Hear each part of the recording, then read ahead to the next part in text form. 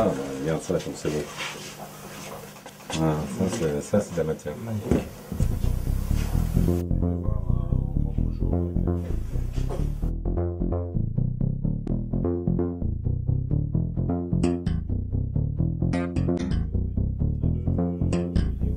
Il est là-haut.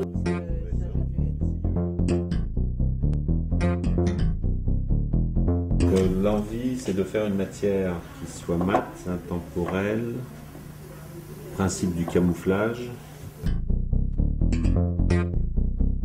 La profondeur qu'on donne à la couleur, une légère transparence lorsqu'on va travailler la matière, la diminuer en épaisseur.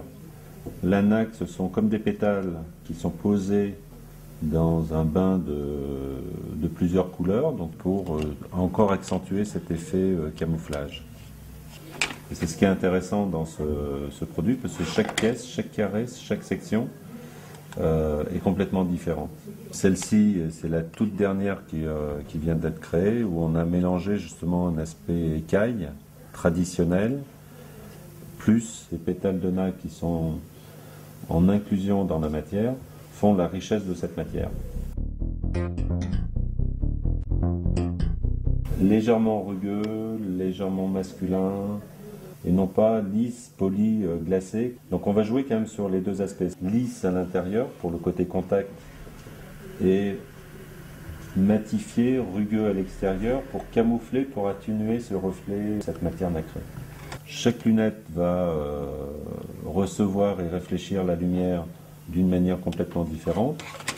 On va jouer sur une forme à plat, on va étirer la matière, on va la courber.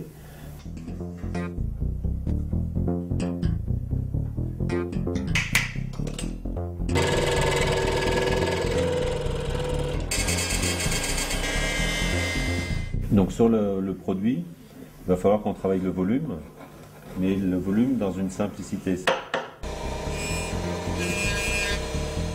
Je trouve le dièbre peut-être un peu fort.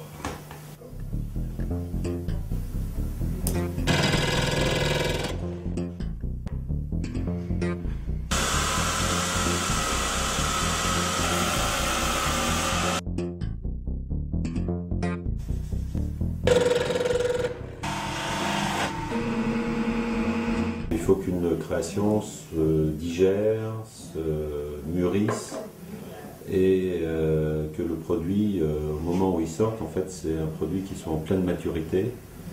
Et donc cette lunette qui nous plaît beaucoup, il faut juste travailler en fait la proportion.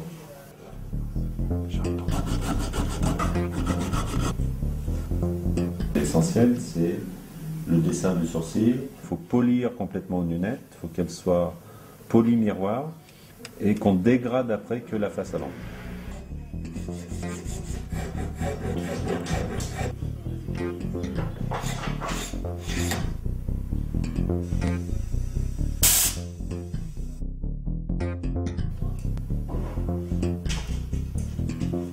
Donc là, on a réduit la taille pour que justement le verre soit vraiment à l'intérieur du palais pour retrouver les mêmes contrastes qu'on a sur la matière mate. Voilà une version finale de notre produit. Donc brillant, ce côté très luxueux, très doux, très soyeux de la matière. Un calibre justement qui nous permet de tailler facilement les verres correcteurs, la charnière Cham, qui va nous permettre de régler la fermeture de la branche pour ne pas rayer le traitement anti-reflet qu'il y a sur le verre.